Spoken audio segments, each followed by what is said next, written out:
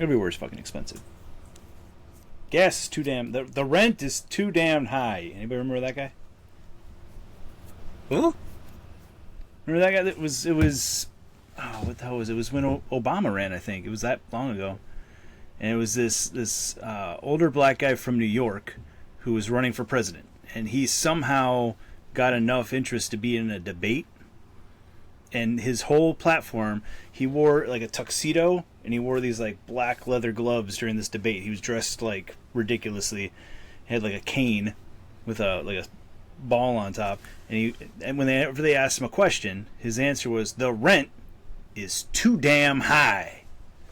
And then he'd step back. That was his whole shtick. It was before memes, so I don't know how that got disseminated to the world. Probably on late night TV, but You tell me. Is be that a good unforgivable? What? Remember the Unforgivable guy? I don't. What was that from? I don't know. COVID. You too. One of the lasting side effects. Dude, What are you drink? I got some Four Roses. Small batch. Oh, you got the Colonel Ooh. Taylor. Yeah, it's these Memorial Day.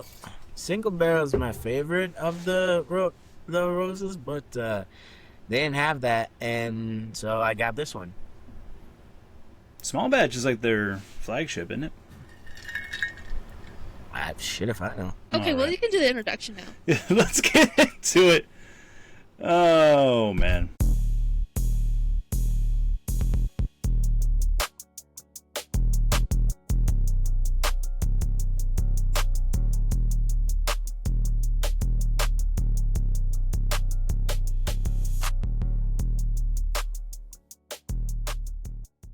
All right, welcome everybody to the Wild Wild West. State this in touch with like Elliot Ness. You've tuned in to yet another random ass episode of Raising Spirits with one Nathan Geeson. We're up in the big G there. I'm Will Hockney. Welcome to the show. Something we wanted to talk about for a while ourselves. It came to our attention through our illustrious, infamous producer, Ashley Cuba Libre, that, a lot of you guys are probably tuning in. A lot of you guys aren't tuning in, but those of you that are saying, who are these clowns? And it hurts that you're calling us clowns, and also it hurts more that we're clowns that aren't of repute. But it brings up a good point. If you're not kind of in the in crowd, you don't know who we are. You didn't get to sit around the espresso machine and garner this wisdom before it was on the internet, which is something that Ashley actually did. I think we could start by talking a little bit about just where we all came from together. Ash was a big part of the closing chapter of our casino careers, coming in as a host and then as a advertising guru. Ash, why don't you say hi to the people? I don't think anybody's ever heard your voice on the show. Hi, people. You've heard my AI voice, but Intros. now it's real. It's really real now. Well, welcome officially. Thank We you. say her name every day, every episode, probably every day as well. But yeah, it's probably a good time to get everybody familiar with why the hell we feel we can be talking about the stuff we're talking about with any form of authority whatsoever. So, Nate, why don't you take us back many, many years to a fresh-faced young man? Tell us about where you came from. Or finish the idea you just started and then do that. Yeah, otherwise it'll bother me the whole time. Okay, close that window. They hear her voice when you were too fucking lazy to record the intro for the Vegas episode. That's Ashley. Ooh, I like that. It's Yeah. not real Ashley.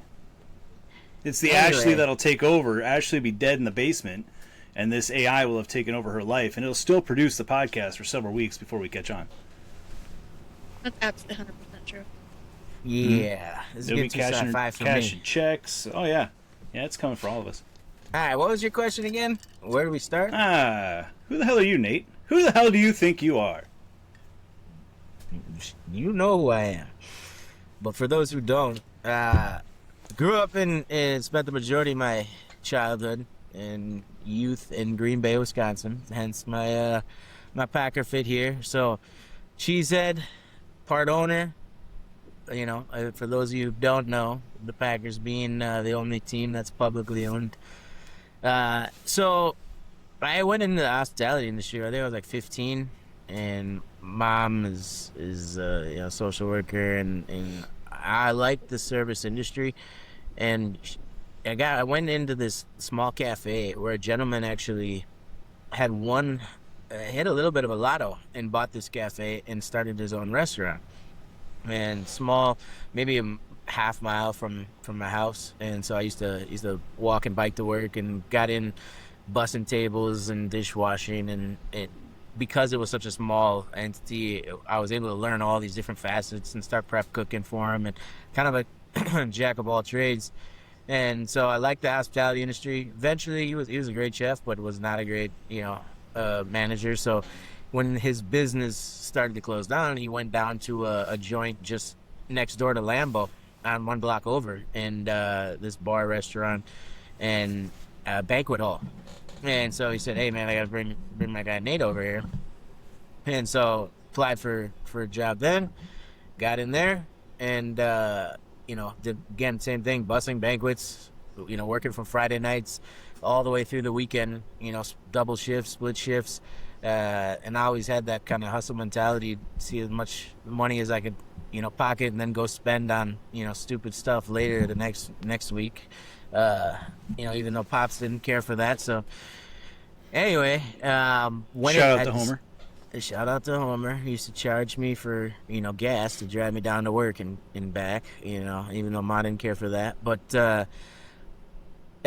long story short, I thought I wanted to be a chef for a minute, and then realized, nah, I don't want to do that. I'd rather probably help tell people what to do, keep things organized, and efficiency's always just been one of my things, and maybe leadership to a degree. And so I started pursuing hospitality, and realizing that college was an option, military was something I was looking into. Took the ASVAB, took the ACT a couple times, and said, you know what, I'd get into this UW school over here that's pretty good in hospitality. And so I went out there, and after 4 years I graduated miraculously on time, and went out to Lake Tahoe and started working in the casino industry. I worked at golf courses, done some internships out in Lake Geneva. They had one of the golf clubs out there in Lake Geneva, the old Playboy Mansion. Spent some summers out there, and then moved out west after I graduated, and just packed the P2, the Pathfinder, full of all my clothes once I graduated. And 2 days later, drove out west and did my hair follicle test. And they threatened to chop one of my dreads off, but the nurse was really nice and took good care of me, and got a job in there with Caesars and supervised the training program. So I worked out Lake Tahoe, which was gorgeous. Met a lot of great people, from customers to team members, and every year they had a great kind of partnership in program where they would bring in fresh college students to work over the 3 months of the summer, and then if they wanted you to stick around, they'd offer you a kind of a role and a job in this year-long program, give or take. So slots and operations had this going for 2 or 3 years before I had started, and one of my mentors, a guy named Jason Volz, he had came out then to the college, and when they interviewed me, offered me the job and brought me out there. He was still out there when I went out, and got me up and running. Learned the kind of the business industry. Again, a lot of great role models that kind of showed me the way, and kind of kept me in check, because they said I never left spring break '08, and I was still stuck in that phase when I went out to Tahoe. And it was tough, because that industry, being Tahoe, Nevada, Reno, one of the oldest, casinos out there. Caesar's been around almost, at that time, almost 50 years. And it was ingrained in a lot of people, that 24/7 hospitality. And to me, although coming from Wisconsin, coming from a few places I had worked, I didn't really understand that 24/7 lifestyle. And, always a bar open, always a club open. They had local nights, every different club on the little strip in Lake Tahoe there. gave $2 kamikazes, $2 Coronas, and at the time we had those, those international, I think, work visas where we got a lot of the H2B. yeah, the Brazilians, the Peruvians, the Romanians, all Polish, and so it was a big melting pot out there where everybody would come in and work for 6 months to a year, and again there was a lot of activities going on, to say the least, that your career wasn't always your focus. So one leader I had, Hector the director, we call him, he kind of sat me down and woke me up and said, "Hey man, are you here for a career, or are you just here for a job for a little bit, and having a good time?" And kind of snapped me out of it. Between that and California Police Department, I woke up and kind of got my head out of my rear end. And 5 years later, I was assistant manager in the slot department there, and Caesars was, kind of growing into the Midwest. And as gaming became legal in Ohio, they were looking for people who were willing to move back to the Midwest. So kind of threw my name in the hat, actually, just to be one of the training specialists, and come for like 3 months, part of the traveling team, where they kind of handpicked a handful of people from different properties and brought them out for those few months to help groom up a few different departments. And so my Ohio Casino Control Commission license didn't get passed, and so I was originally gonna come out to help Cincinnati open up, and when that fell through, they're like, "Well, we can dispute this, run this back," and they got me in on at Thistledown, the property that ended up coming out here. And while I was coming out to just help open the property, someone who I knew from the industry back in Lake Tahoe was already out here and had moved out a year before to help open up the table games and then slot department downtown Cleveland. And he said, "Hey, saw your name on the traveling list. Want to see if you'd be willing to help run the slot department out here at this new property." And so kicked it around for a minute and said, "Hey, Midwest, I'm fine with the cold. I'm used to it.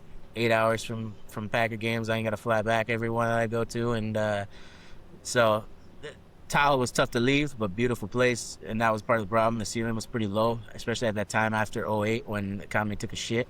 Mm-hmm. And, it just, movement wasn't quite there. I was lucky enough to keep the job and the opportunity that I had, and I was grateful. But moved out to continue to grow. And that's where I started working on the same property as you, bringing up that slot department and team. And I remember we had like 53 employees, like 13 supervisors under me, and it was like, man, what is this? This sounds insane. Great. And spent a few years in slots or VLT up here, getting that department up and running. And then that's when this asshole on the other side of the screen decided to give me a chance after like the second or third time, because he didn't like me for what reason, I don't know. I'm as charming as they come, you.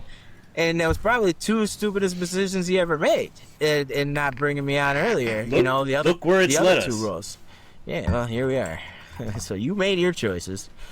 So, but yeah, then spent last 7-8 years in the marketing side, running VIP player development, VIP services, assistant promotions, helping cover that throughout COVID, rebrandings, lock changes, all the fun stuff. It was a lot. I viewed DM programs, but yeah, 2016 to COVID was wild, and then came a point in time where if have the little one, not able to give, if you're not able to give it 100% of what you're doing, and you're not passionate about it, waking it up, that excited to get in there every day, then, it comes a time to sometimes look for something else. And, the opportunity again presented itself, and here we are, still unfortunately talking to each other. Yeah. It's our cross to bear.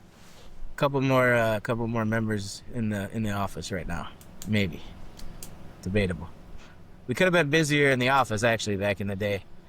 Yeah, that is absolutely true, especially towards the end. But it's like you said, when you get disengaged, it's tough to refocus. You gotta reevaluate your priorities. Well, ladies and gents, next up is Sir Webster William Hockney. Will, that's me. Where'd you start? In the womb, like most of us. From the bottom? From the bottom? Now I'm here. Allow me to reintroduce myself.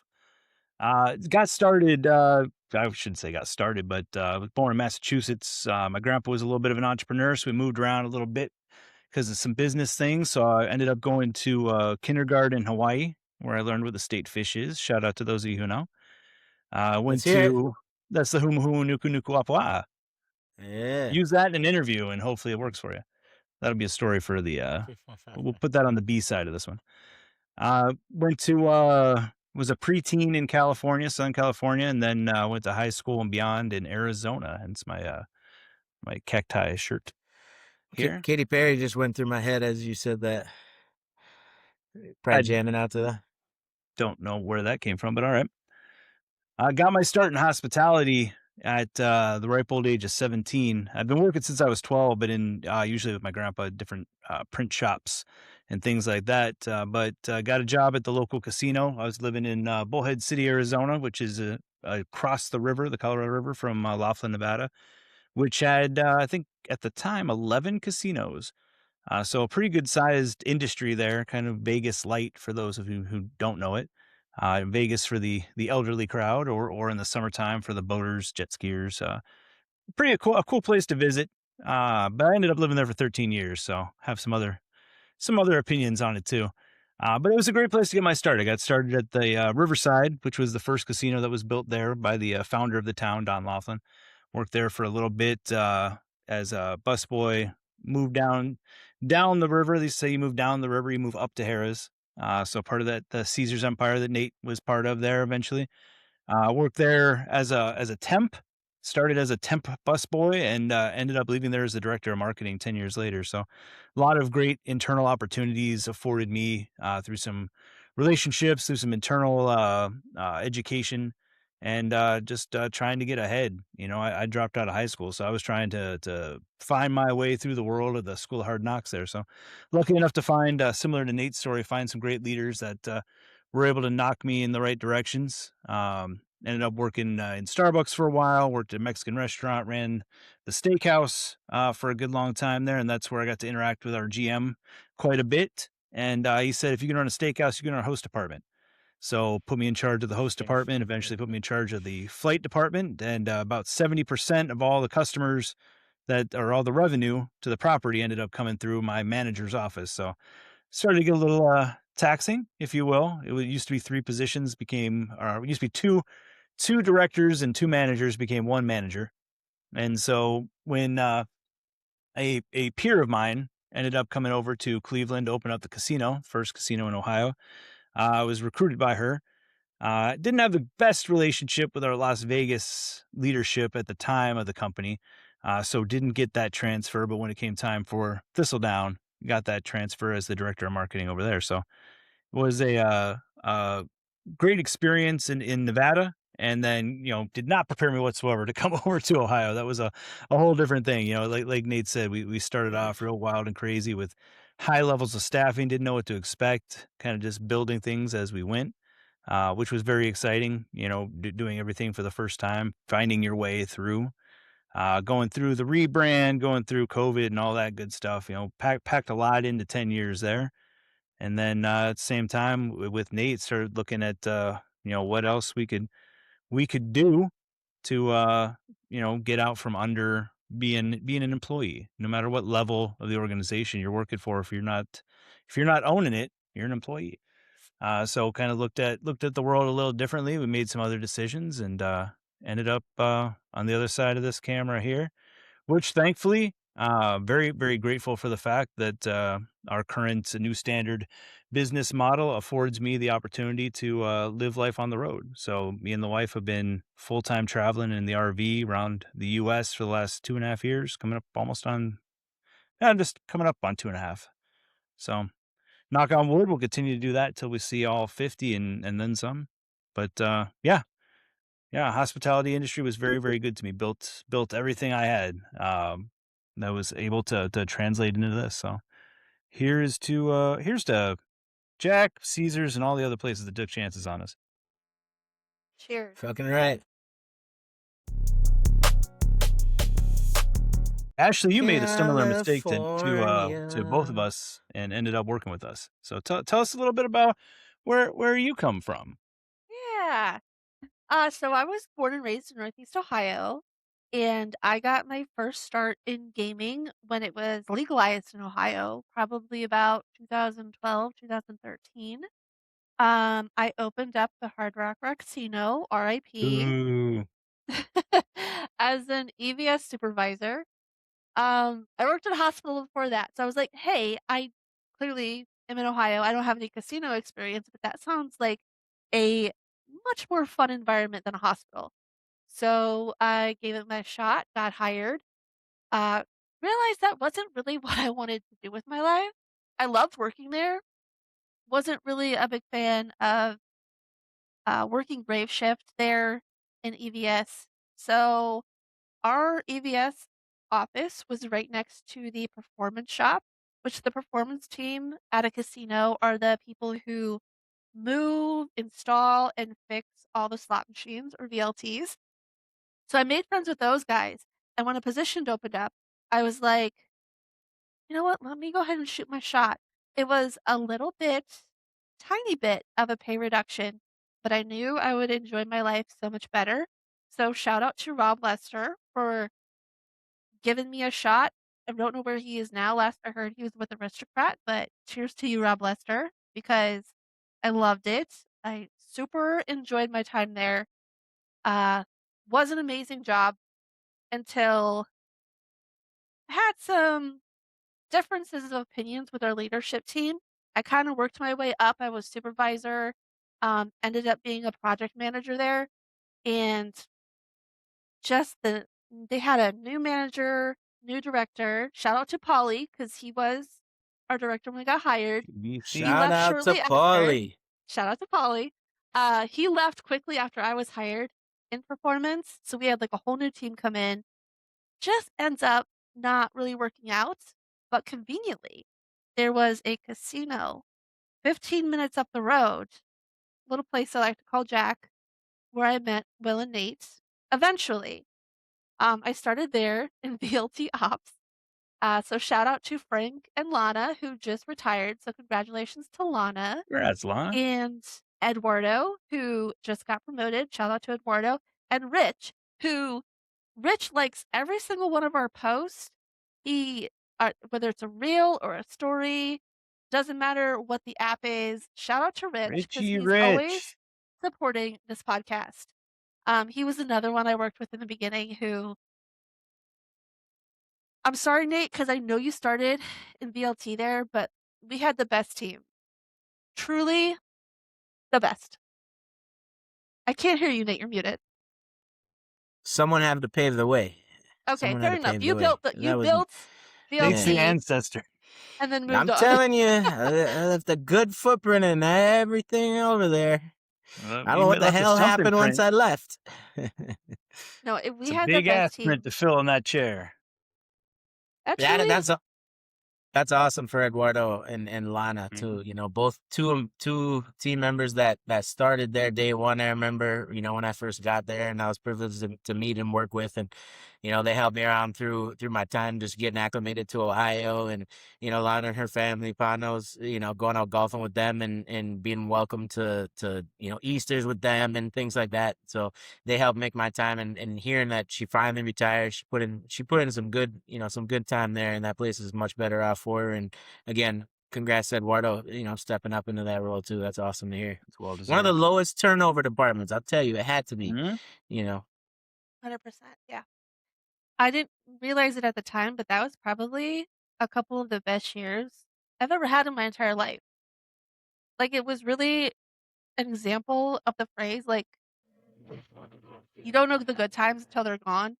That was That's absolutely the truth. good times. Then a little friend came along called COVID, who really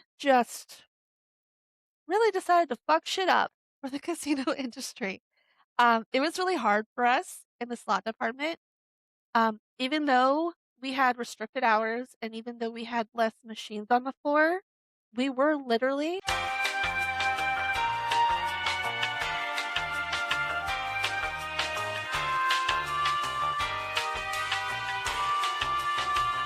how fucking dare you? I can hear you. Okay, let me think of where I was at. COVID. Less I can hear machines. you, Yeah, you're good. Yeah, I can hear you now. You touched record. Yeah, you touched your mic. How dare you? Okay. I'm trying to think of where I COVID. was even at. COVID fucks shit up. COVID? Fuck.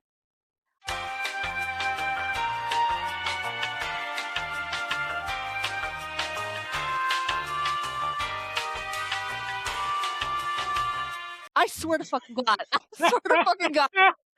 Are you fucking kidding me? I feel like Oh, it's so good. And now he just completely fucked up my entire train of thought. God. oh man, he needed this up hardcore. I don't even know if he knows he's off. He Probably should, not. but I'm wondering if I need to stop or will he like rejoin the live? I have no idea. should be able to rejoin. Oh, okay, There there he we go. is. Hi. Can you hear me Can now? I can hear you now, Hey, yeah. there he is. There it is. Ash, where were you before Will so rudely Okay, so interrupted? a little friend called COVID came along and really fucked shit up for the whole world. It fucked shit up for the whole world. That's accurate. But despite the fact that we, as a casino, had reduced hours and reduced slot machines because they use social distancing, so every other machine were off, or they tried to space it out and put barriers up as best they could. They brought our department back like 35-40% staffing, which I guess probably made sense on paper, but the fact is we were the only thing open in Ohio. Nothing else was going on, so everybody flocked to the casino, and we were running ourselves ragged. It was the worst couple of months, and I kind of just started to feel very burnt out by it. And even though I had a reputation for sticking to myself and being rather on the quiet side, I knew I kind of wanted. I knew I was ready to move on to a new department, explore new options. I still want to stay in the casino industry. That was kind of all I knew. But I felt like it was time for me to move on to do something else, and that's where Will and Nate come in. Yay! Round of applause. Not a person that hasn't been better after meeting the two of us. I'll tell you that. It's a um, turning point in most lives. Find one. it really kind of One way or was. the other. So Will and Nate, well, Nate in particular, was head of our executive host team, which we had a position opened up. RIP Jackpot Jimmy.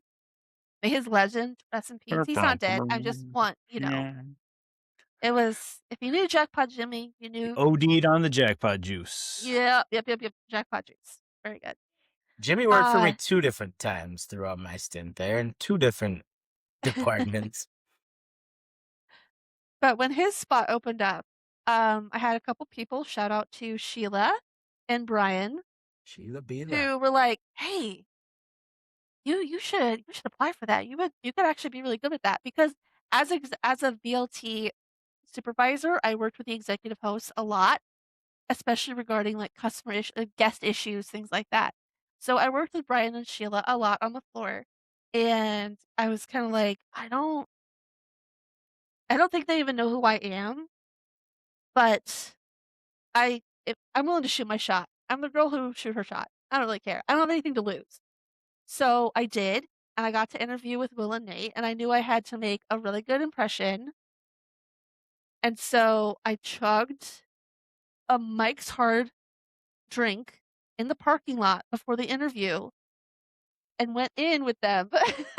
Which now knowing Will and Nate, I could have just told them that when I walked in, and they probably would have been like, "Yeah, that's cool." You'd have been could've cooler walked if you in brought it swinging, in. baby. If you brought it in, you'd have been cooler. That's the confidence we're looking for. Crush that shit on your forehead. 100%. But I knew I kind of just had to be like my most effervescent self because I knew I kind of had to prove that I can talk to people. I'm not always this shy weirdo who sticks by herself. I can be somewhat of a normal talkative person. And I apparently did that because they hired me as an executive host. So, What did you teach us? What did you teach us in the interview? I don't remember. Okay. So, yeah, I taught you how to say I love you in Korean. It didn't stick. Try it again. It didn't stick then either. I lied to you guys. I had no idea how to say that. I actually taught you how to say hello. 안녕하세요. Kudos. Yeah, thank you. I did. Man, So we're like, learning a lot here, folks. This is revolutionary for us there. shout out to Revelatory. Mike's Harder Lemonade. Shout out to you guys because you guys gave me the confidence to go in and like. Man, not bullshit even the regular my hard. You way had to go through. Oh yeah, no, I went harder. Go big or go home. So yeah, that was kind of the rest is history. I got hired as an executive host. I think my second quarter there, I was the top host between both properties, which is something I'm very excited about. Tutelage. Really, anytime I could show up the downtown casino, I enjoyed doing that. And had a lot of fun when Nate and Wilt were there. We got to do so many fun things. I only cried like maybe 5 times my first month. And who made you cry? You giving me like a list of 250 people to call on my second day made me cry. Call the ambulance. You know, I'm not. No, thank you. I want to say thank you, Nate, because you made me stronger. Because now, even now, the things I learned as an executive host, or the things I was stressed about, like maybe my shyness, the awkwardness, I just learned to embrace it. And nowadays, I can do those things like make a bunch of cold calls or go up to people that I have no idea who the hell they are and talk to them. And that's a skill I learned thanks to you. Well, hey, I will say first of all, I'm mad because you deceived us and came in drinking and then pretend taught us something, which that was always our like we would catch someone when Will said teach him something. Like I asked the cool question like, hey, what's your preferred drink when you go out? This is like how we wrap up every interview. But you could just make that up. You could pick a drink out of the air. You could make that up. You can, but it is important to understand whether they're being honest and like a fine Cabernet bullshit. No, tell me what you really. I want to hear the people like Masters who said, "I want a Budweiser." Like that's what I want to hear. I want to know somebody. Shout out to Matt Masters. He's still working at the home office. He is. Smith told me he was going to say what's up to him a couple weeks ago. He's good people. Tag all these people. I want to make sure they all hear. Well, not Jimmy, but everybody else. Tag them. Let them know that we miss them and we appreciate those folks. Those are the people you remember, you know. Yeah, but that he was honest with it. Like, so anyway, I think there's a lot of good that could come out of that question, but it usually lets people open up. Like, remember the guy who told us like he puked across the Washington Bridge driving to New York? And he was already awkward because he had a quarter zip with a tie underneath, but like he went overboard. He was sweating too, feeling comfortable with us. And so that question brings a lot. But then Will's follow-up question of that was like snap him back to reality of teach us something, and everybody's thrown off the spot. But then kudos to you for being able to be confident and just lie to us. And again, that's probably perfect for that role as a host, where once you got into it, again, a little subterfuge is necessary. I think you did well, regardless of whether you were comfortable in it or not. The expectations were given. But one thing that I appreciate about you, as we're throwing all these compliments around and passing a box of Kleenex, was that you listened. And in reality, that's, Jimmy was good at what he did because he did what he was supposed to do for the most part. But he listened to the direction that was given. And I think the same with you, that's how you were able to quickly outshine, downtown and other hosts by just doing what you needed to do and putting your trust in, like, this is going to get me somewhere. And I've always taken here's a saying, I always let a nice moldable piece of clay versus, someone who's going to be resistant to what the direction and the feedback and constructive criticism that you're given. So, it was great to see you then shine and outshine some of these people that have been doing that for quite some time. So, yeah, fuck those guys. And then you say, what do you say? Would you rather flog I'd rather tame a wild horse than flog a dead one or something like that. I don't know. But you get the point. Speaking of beating a dead horse, we'll be right back with part 2 of this get to know me exercise.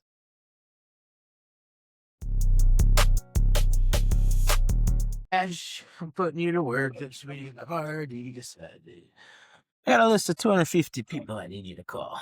You can do it from your bed. But I'm serious. I'm serious. But you can put me to work. I gotta keep you busy. Yeah, I know. It's like when I used to go to the gym. A long time ago, a guy named Tom Whoever didn't show up had to buy the other 12 pack, and I would show up left and right, And 5 eventually a.m. he drank himself to death and you didn't have to go anymore. No, I showed up. Okay. Bright-eyed, bushy-tailed, black and mild, putting it out on the, right on the way in every day. I made it But happen. you got all the 6-packs. I got all the what? You got all the 12 packs or whatever. Well, yeah, because he didn't show. He was a principal too at North Homestead, man. This guy, like, I didn't want to go, but I never wanted to lose a 12 pack, so I just went. You just sit in And the that, parking lot, wait to see if he showed. no, and then so actually that was at the time right around 2014, 15, and every day I'd call Frank and Lana because I'd go at like 5 a.m. He had to be to school by 6:37 or whatever for principal shit. And then I'd just go back to the crib and knock out till like 9 a.m. to be in at like 10 or 11 or 12 minutes late. And so I'd call Lana or Frank or whoever it was all the time that I was kind of relieving, like, hey, give me a heads up. I'm running a couple. Sean boy. Hey, I'll be in at 11 today, 11:30, whenever I roll out of bed. But that was a good crew for sure, Ash. You're spot on. There wasn't a better crew. From an accountability perspective, too, I feel like it was a little different than just getting in with all the hosts. There were a few that you could really trust and depend on, but for VLT, you couldn't not depend on anybody because if one supervisor didn't show, that other person had to stay that whole next shift because you Yeah, could tell never. me about that. I worked grave shift, You and the could. amount of times I had to stay till noon because day shift didn't show up. Yeah. Shawnee Ooh. boy. Wow. You're Shawnee boy. Okay. Well, we all were going through rough Sean looked like a patches. child trying to get into an R-rated movie. All right. I actually, Sean caught wind of our podcast because I touched base with him about 2 months ago. I was driving up to Detroit. It was like mid-1 a.m, and he texted me randomly. I texted one thing, St. Patrick's Day. Said, "Hey man, you live?" And then he texted me like 2.5 weeks later. Yeah, what's up? And it was like almost 1 a.m, and me, my odd hours. Like I said, I was running up to Detroit, make a quick pickup at 5 a.m. up there, and talk to him for about 45 minutes. But yeah, Sean Boy, man, he was a good dude. He went through a rough stretch. I remember Isha talking to me about that too. Like, Nate, I gotta go get the kids, and like I don't know what to do and who to say something to. And but anyway, it was definitely a good crew. And you couldn't talk to me if I didn't have my oatmeal or coffee in the morning because I was just a crab ass. Wait, so all the other times you weren't being a crab ass? I guess that's for everybody to judge. Mornings were never my thing. Well, I never drank coffee until my first graveyard year in Tahoe, and we had one of those automatic French press machines in the back of High Limit, and so that's where I got my coffee cravings from because I literally used that to stay awake because I'd be falling asleep walking the floor. Oh, yeah. And I just started drinking coffee and I hated the taste. I remember as a child, I drank it one time at like a church vestry meeting when I was like 9 years old and I thought it was the worst tasting thing ever. But I think I then started drinking it just to keep me awake because of the horrible taste. And then I grew accustomed to it and then Starbucks and, here we are. I couldn't drink coffee until I worked at Starbucks. So I had to open at 5 a.m, so I was getting up at 4. And the guy I was opening with, he's like, just try this. Because I hated coffee. He's like, it's espresso. It tastes different. And I was like, oh, all And right. it does. I'm in for It this. does. And up until this day, I do cold brew, but I do cold brew with Cafe Bustelo espresso. I don't fuck with coffee. Only espresso roast. There's one. I shouldn't say I don't fuck with coffee. It's a different roast. It's not a different bean, but I remember when Ma gave me the hand-me-down espresso machine, and we got that puppy running up there. Started frothing our own milk and stuff. Put your barista skills to the test. And then is that when you brought the Ninja in? Thought you were gonna start juicing up there too? Yeah, I think I was just selling that to someone. I can't remember the reason behind that. Mel got a new one, and mine became obsolete. Ironically, I got a new one in the box over here on the counter right now, unopened, ready to go. But yeah, the Breville then that you brought in was like, the cream of the crop coffee or espresso machine was like all these silver bells and whistles and grinders and Shout out to Sabrina's family's Chinese exchange student who left it here in America and doesn't want it back. man, I remember that thing. Like, I remember when I left Jack, and I was like, Shebing. I remember his I name, had Shebing. I had to pack everything up that afternoon on my way out, and I was like, fuck, I gotta grab Will's espresso machine, and Ash, Brian, Kevin, and Giorgio all helped me carry my shit out to the truck, parked out front. Hell yeah. And helped carry my shit out to the front. I still got that picture. I'll have to send that over for a visual. But no, that Please send espresso that. became a tradition in our office. And so that first hour, it's kind of how the thought of the podcast, I feel like, originated. It might have even been a little bit before when, you know, sorry, because she reminded me of having to put up with us for a handful of years and living this herself and not having to watch it. But, Blue Pants Ashley was, got to experience dealing with us on a regular basis. And I just, I elevated when we got that Breville machine. I'll tell you what, I don't know if she'd have been able to handle it, but she'd have been storming out probably a lot earlier than she It typically did. motivates new thoughts and stuff, and they're not always going to be on topic. Yeah. You can't live your whole life around the job. You got to But- start thinking we're more expansive now. That's where the podcast originated from, because it would just remember the bullshit that would go on the first hour or so of work, but talking about some things constructively and then other things that just happened throughout our weekend and the day or the day before, and just everything from this to that. And we said, man, we should record this someday. And again, this is probably like 2018 maybe, and we talked about it, and we talked about doing our Whiskey and Wisdom podcast, and then we sat on that, and I remember we created it out at the Firestone Golf Club. Oh, in the conference room. I saw Tiger Woods' plaque there. And yeah, we were sitting there drawing on like a napkin at the bar or drinking some bourbon after meeting up with, I think it was Allie. And she's like, hey, do you guys just want the conference room?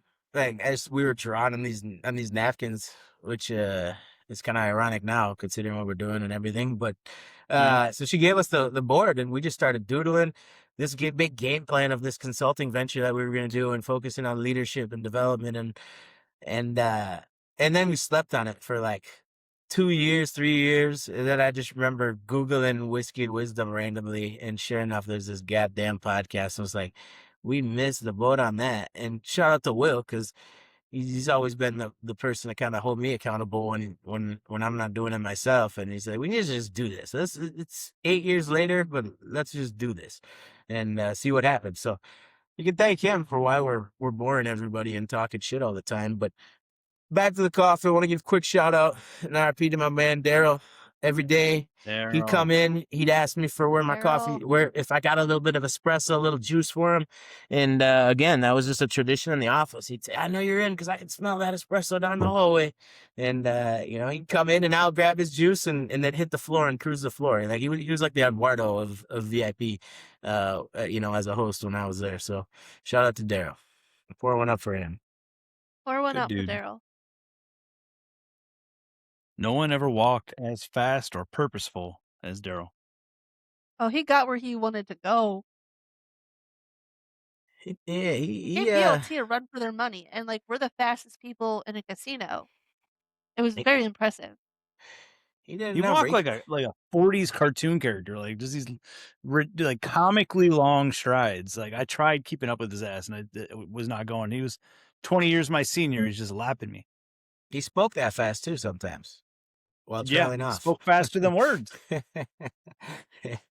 Oh, Daryl. Anyway, Ashley, why don't you take the next thing after death? On that note, we're moving on to questions.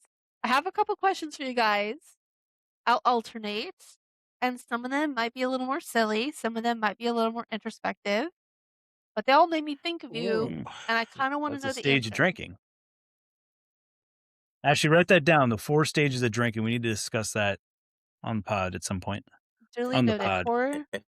pod. Make sure to know Master's stages of picking up a chick too. Oh. That we got to bring him on for that one too. He's got to come on to describe I don't that. care if it's just I 5 feel minutes. like that might not be appropriate now. We're bringing him on. He can play his ukulele or guitar and tell us about it. But what was stage 3, denial of affection or something like that? I can't remember, but that's why we need him back here. But it worked for him because he was a total goober and his girl was hot.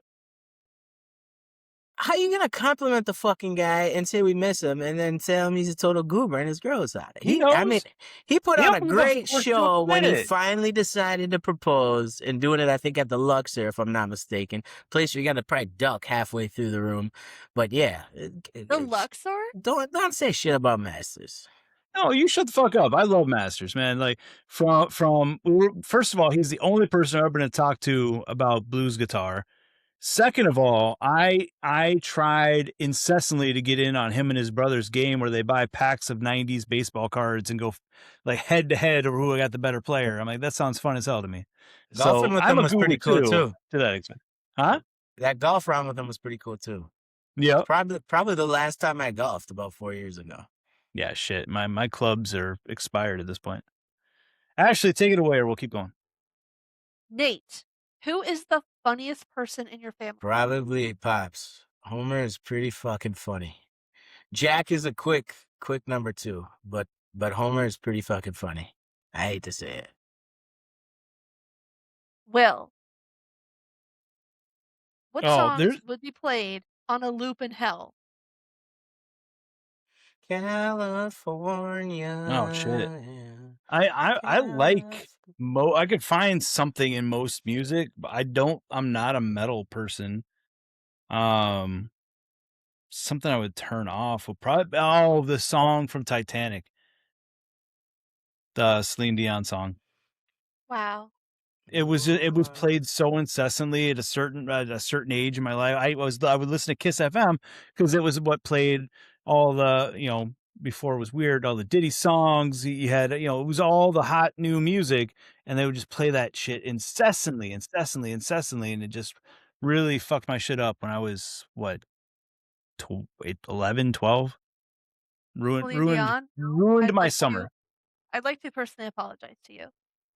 Nate. Yeah, she could play other songs of hers, just that one. But Nate, are you an introvert or an extrovert? I'm an ESFJ. For those of you Myers-Briggs listening, extrovert all the way. Will, what's your favorite conspiracy theory? Oh, I don't know if I could say that. I think we've met aliens for sure, and we're just not talking about it. It's just not as big a deal as people think it is. It's not going to be like Independence Day. It's going to be something much more low key. Bleep this one. 9/11 was an inside job. Bleep it. Nope. I'm subbing you in for next week on Will Disappears. Good thing you're breaking ground now.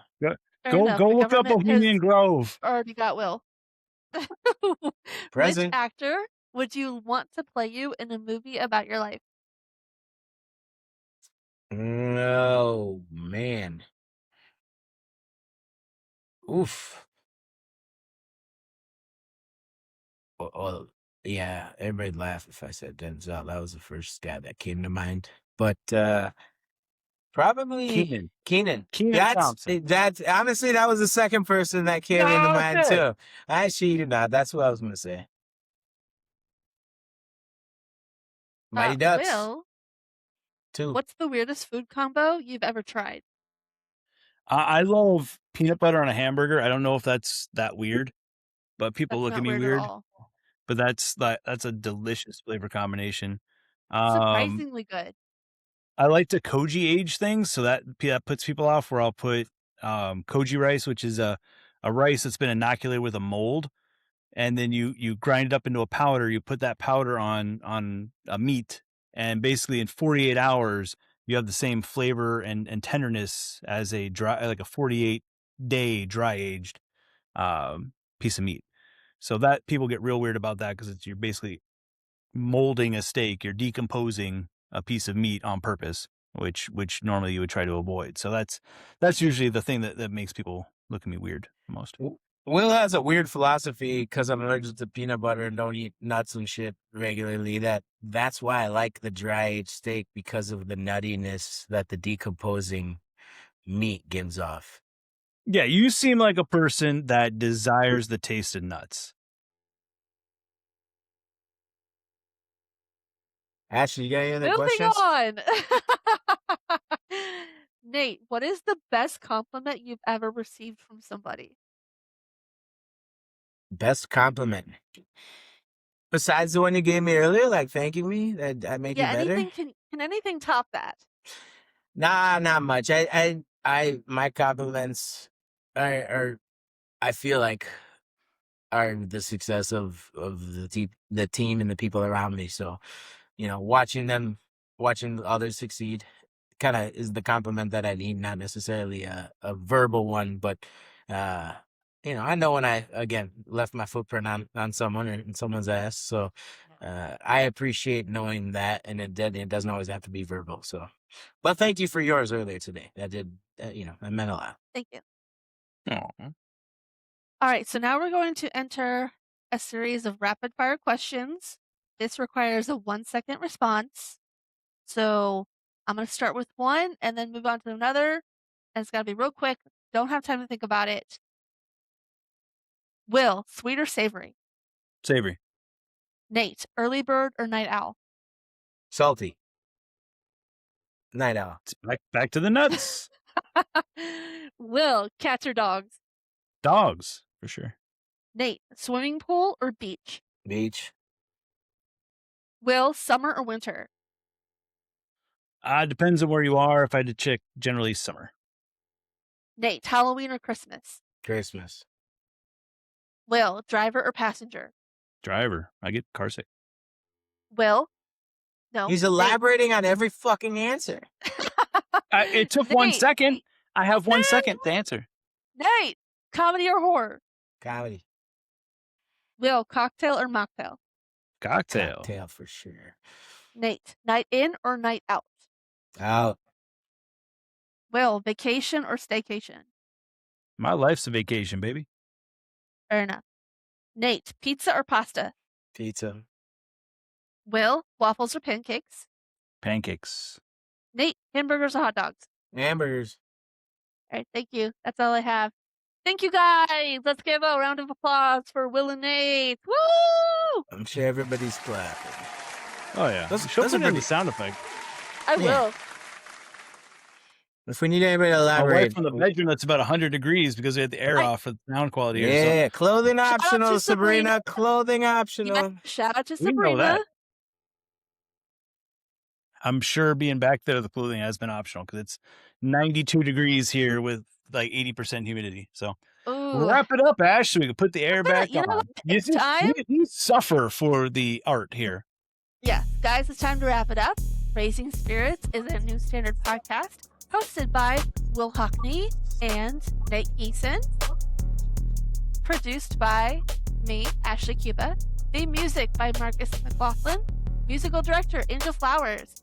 Raise our spirits by following us on our socials, Raising Spirits Podcast, or visiting newstandardconsulting.com/Raising Spirits. Also, as a producer note, follow us on fucking YouTube. Hit the fucking like button. Hit the Hit the fucking like tube. button. Shout out to Ed Dick for being our latest follower on YouTube. Best damn placeholder. Another Jack family member. Yeah. On that note, let's give it cheers, guys. We did great. On to the next. Pink. Pink. Clink 'em. We did it! Yay! It's over.